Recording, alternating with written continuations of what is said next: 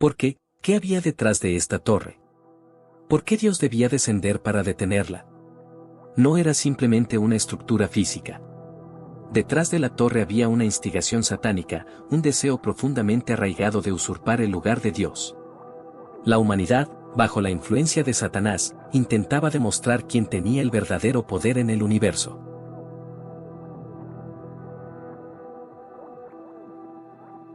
La Torre de Babel, el orgullo que rompió la unidad de la humanidad. Desde el principio, la humanidad compartía un solo lenguaje. Una voz única resonaba en la tierra, uniendo a todos bajo el cielo.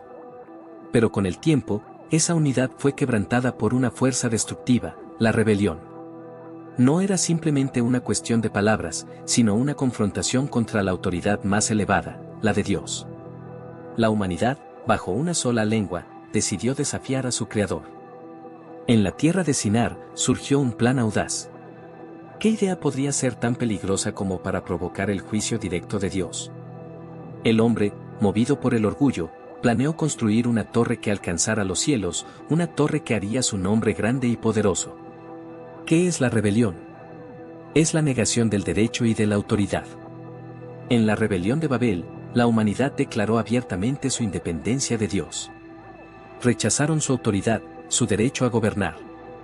Esta misma rebelión la vemos en nuestros días. Algunos se preguntan, ¿quién es Dios? ¿Qué es Dios para mí? Se deshacen del sentir de su conciencia y declaran su autonomía.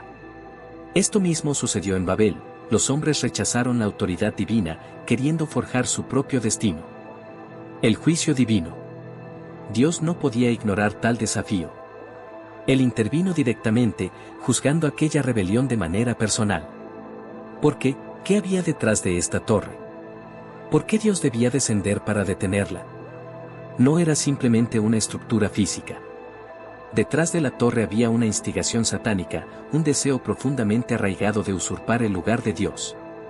La humanidad, bajo la influencia de Satanás, intentaba demostrar quién tenía el verdadero poder en el universo.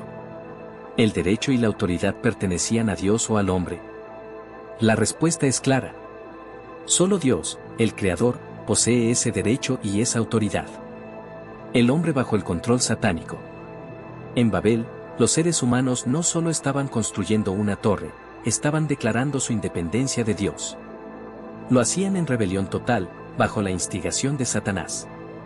Toda la humanidad estaba alborotada, convencida de que no necesitaba a Dios, de que podían hacer lo que quisieran sin consecuencias. Esto es lo que sucede cuando dejamos que nuestro orgullo se anteponga a la humildad ante Dios. La metáfora de los ladrillos y las piedras. Una de las claves para entender la historia de Babel es la diferencia entre los ladrillos y las piedras. En Babel, los hombres hacían ladrillos, quemando el barro para crear algo con sus propias manos. Según la revelación bíblica, el edificio de Dios nunca se construye con ladrillos, sino con piedras. Las piedras son hechas por Dios, los ladrillos por los hombres. Las piedras preciosas no solo son hechas por Dios, sino transformadas por Él. Pero en Babel, los hombres quemaban el lodo, simbolizando su rechazo a la vida divina y su esfuerzo por construir algo con sus propias fuerzas.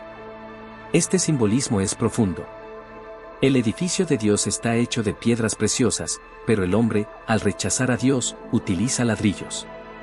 Los ladrillos, hechos de barro, representan el esfuerzo humano sin Dios, y así fue como Babel fue construida, usando la creación incorrectamente, sin vida ni espíritu. Pero en la iglesia, el edificio es diferente, se cultiva la tierra, se siembra y se riega la semilla de Cristo, que crece y produce materiales espirituales para edificar la ciudad santa de Dios. La declaración de independencia de Babel.